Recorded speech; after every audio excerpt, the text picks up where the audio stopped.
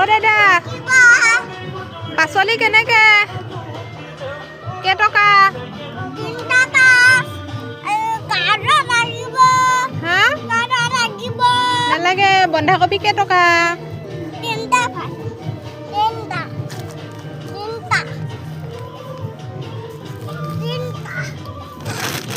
আৰু পিঁয়াজ কেইটকা পিঁয়াজ 3 টকা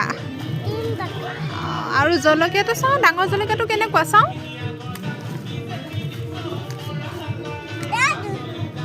কেইটকা চাওঁ কেমেৰাত দেখাই দিয়া